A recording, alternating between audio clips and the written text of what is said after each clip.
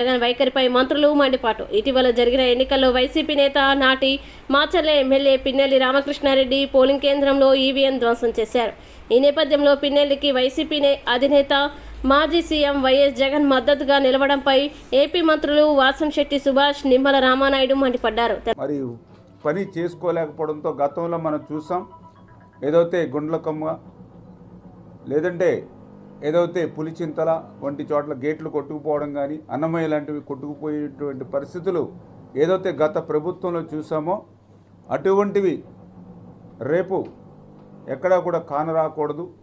ముందుగానే అటువంటి అత్యవసరమైనటువంటివి, ఎమర్జెన్సీ వంటివి అన్నిటినీ కూడా మళ్ళీ మనం క్లియర్ చేసుకోవాలి. ఎందుకంటే గత 5 సంవత్సరాల్లో జగన్మోహన్ రెడ్డి పాలనలో ఎక్కడ కూడా లాకులకి కనీసం గ్రీజు కూడా పెట్టి మెయింటెనెన్స్ చేయలేనిటువంటి స్థితిలో ఎక్కడికక్కడ మరి చీదితే రాలిపోయే ముక్కు మాదిరిగా ఈరోజు ఏదైతే ఆ ప్రాజెక్టుల గేట్లు, ఆ షట్టర్సు, ఆ లాకులు ఏవైతే ఉన్నాయో వాటినన్నింటినీ కూడా యుద్ధ ప్రాతిపదికన వాటన్నింటినీ కూడా ఎస్టిమేషన్లు చేసి అవి మనం ఫుల్ ఫ్లెడ్జ్డ్గా మళ్ళీ పనులకి ప్రారంభించుకోవాలని వాళ్ళకి ఆదేశాలు ఇవ్వడం జరిగింది.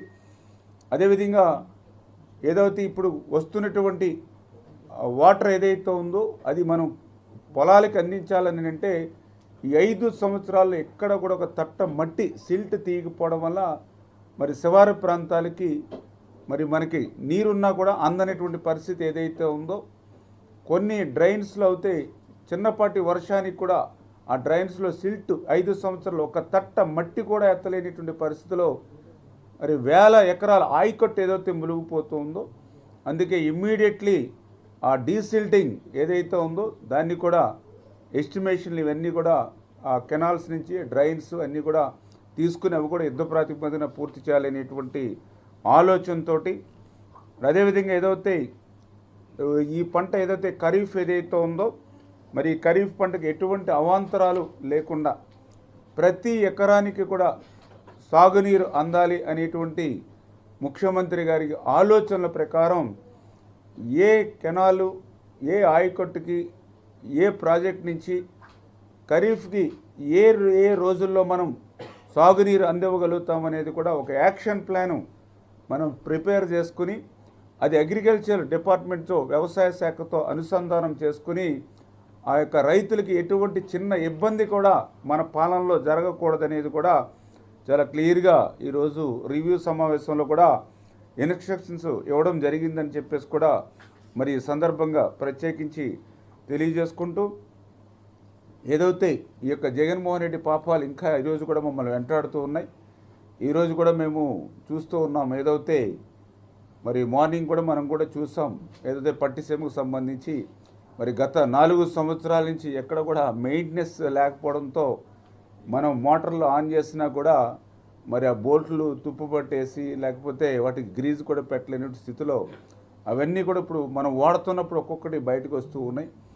ఇట్లా ఏవైతే అవాంతరాలు వస్తూ ఉన్నాయో వాటన్నింటినీ కూడా సరిచూసుకోవాల్సిన బాధ్యత కూడా మన మీదే ఉంది. కాబట్టి అది కూడా ఎప్పుడు కూడా అధికారులను కూడా ఎక్కడెక్కడ అలర్ట్గా ఉండమని చెప్తూ ఉన్నాం.